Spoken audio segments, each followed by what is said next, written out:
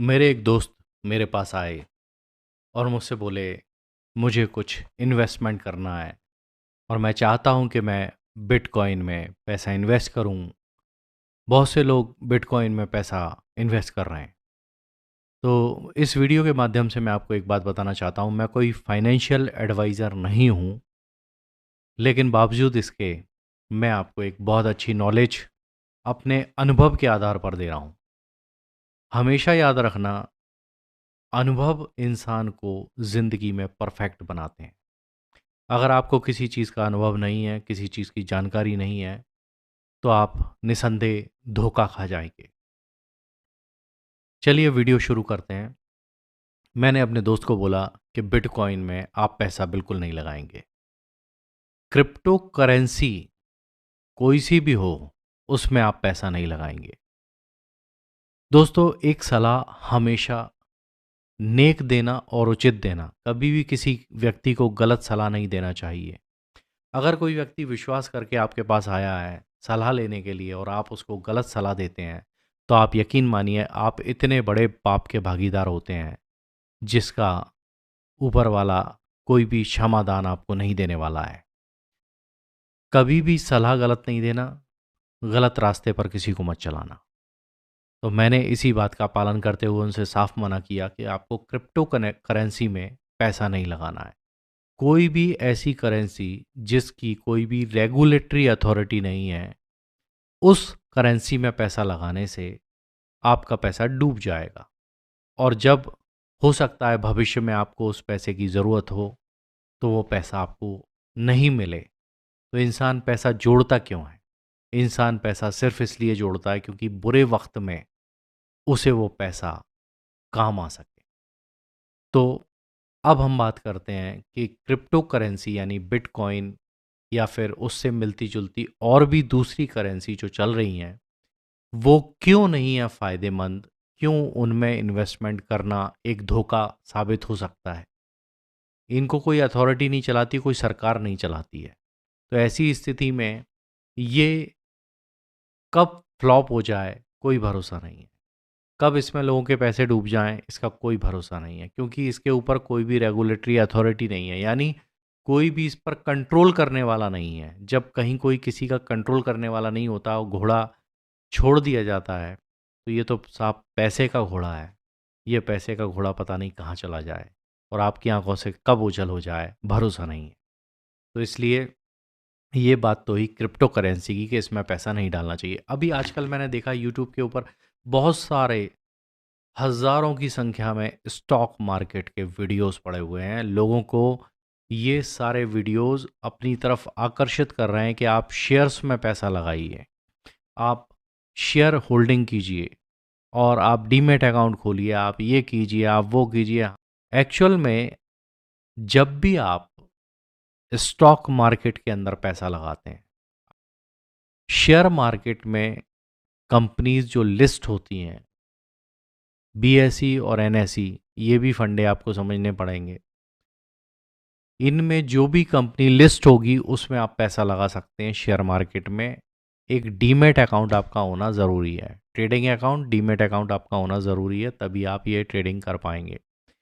लेकिन मैं आपसे सिर्फ इतना कहना चाहूँगा, चूँकि आप बाज़ार के जानकार नहीं हैं, आपके पास इतना टाइम होना चाहिए कि आप उसमें बैठ करके एनालिसिस करें, आप समझ सकें, कंपनी के बारे में पढ़ें, उसके डेप्थ कितने हैं, उसकी ग्रोथ कितनी है, उसकी बैलेंस शीट क्या कह रही है। अगर आप इतना सारा दिमाग लगाने की क्षमता रखते हैं और आपके पास इतना समय है पर्याप्त, तो आप स्टॉक मार्केट के शेर बन सकते हैं, शहंशाह बन सकते हैं। लेकिन अगर आपके पास इतनी समझ नहीं है, आपके पास इतना टाइम नहीं है, आपको अपने कारोबार से फुर्सत नहीं है, तो प्लीज़ इसमें जुआ खेलने की ज़रूरत नहीं है। आप बर्बाद हो जाएंगे और आप अगर आज दाल रोटी खाने की स्थिति में हैं, तो कल को हो सकता है आपको किसी से भीख भी मांगनी पड़े। इसमें ये भी नौबत आ जाती है, जो लोग इसके बारे में नहीं जानते। अब मैं आपको बताता हूँ सीधा सीधा फंडा। अगर आपको इस समय बैंक में जो ब्याज मिल रहा है, बैंक में 5% से ज़्यादा इंटरेस्ट नहीं मिल रहा, किसी भी एफडीआर पे, किसी भी चीज़ पे 5% से ऊपर ब्याज नहीं मिल रहा है, तो आपको क्या करना है, क्योंकि महंगाई कम से कम 6.5% तो बढ़ती ही बढ़ती है, ऐसा अपना मानना रहता है। तो भाई 6.5% महंगाई बढ़ेगी तो आप अपना जो पैसा है वो भी गंवा बैठेंगे। अगर बैंक में आपने 10 साल पैसा रख लिया और 10 साल 5% का इंटरेस्ट उस पर मिलता रहा, तो आप हर साल 1.5% के लॉस में जाते रहेंगे। तो स्थिति ये आएगी, आपका बैंक में रखा हुआ पैसा भी ख़त्म हो जाएगा। तो आप करें तो करें क्या? तो मैं आपको बताता हूँ। इसमें पहला सेक्टर ये है कि आप चाहें तो रियल इस्टेट में इन्वेस्ट कर सकते हैं। उसके लिए मैं अलग से वीडियो बनाऊंगा कि रियल इस्टेट में कैसे इन्वेस्ट करना है, कहाँ इन्वेस्ट करना है। वो एक पूरा अलग रहेगा, नहीं तो वीडियो बहुत बड़ा हो जाएगा। तो मैं अभी उसको छोड़ देता हूँ यहीं पे। रियल इस्टेट वाला पॉइंट हम किसी और दिन कवर करेंगे। सबसे पहले बताता हूँ बैंक का पैसा आप कहाँ इन्वेस्ट कर सकते हैं। तो लमसम कभी इन्वेस्ट नहीं करें। मैं आपको एक बात समझाना चाहूँगा, म्यूचुअल फंड्स में आप इन्वेस्टमेंट कर सकते हैं, लेकिन म्यूचुअल फंड में कम से कम 5 साल का उनका ट्रैक रिकॉर्ड ज़रूर देखें। किस म्यूचुअल फंड का पोर्टफोलियो क्या कह रहा है और वो कितना सेफ है।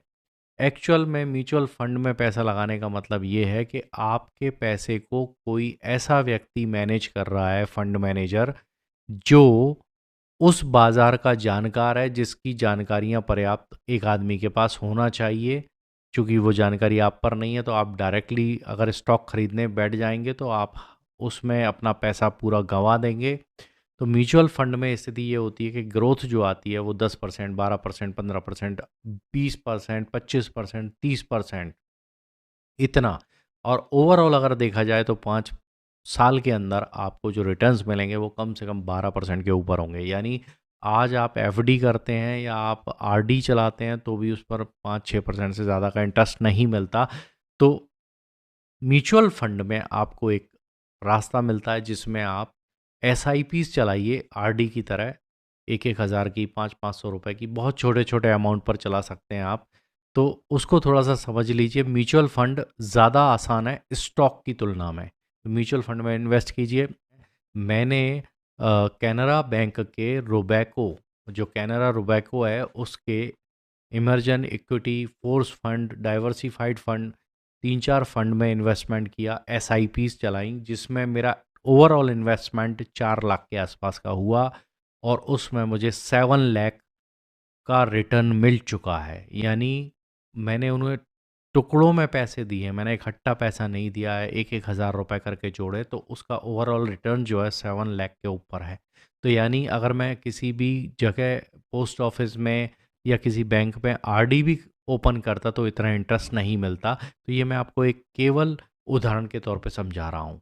बाकी आप अपने हिसाब से निर्णय कीजिएगा। मैं आपको प्रेरित नहीं कर रहा हूँ कि आप अभी जाएं और म्यूचुअल फंड में इन्वेस्ट करें। पहले फ़ंड को समझें, उसके बारे में जानकारी लें और उसकी जानकारी आपको आसानी से मिल जाएगी। और बहुत सारे ऐप हैं इसके लिए, उस पर भी आप जा कर के इंस्टॉल करके देखेंगे। ग्रो ऐप आजकल चल रहा है और भी fundsindia.com का ऐप है, और कैम्प्स है, और इस के फिन कार्ट है। इस तरह से कई ऐप हैं इसके।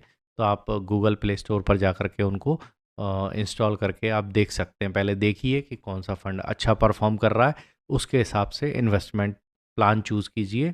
एसआईपी, सिस्टमैटिक इन्वेस्टमेंट प्लान, आप सबसे ज़्यादा सेफ गेम है। उसमें कोई नुकसान नहीं होता किसी का, और मोस्टली नहीं होता है। अगर आप कोई बहुत ही घटिया फ़ंड चूज़ कर लेते हैं तो बात अलग है।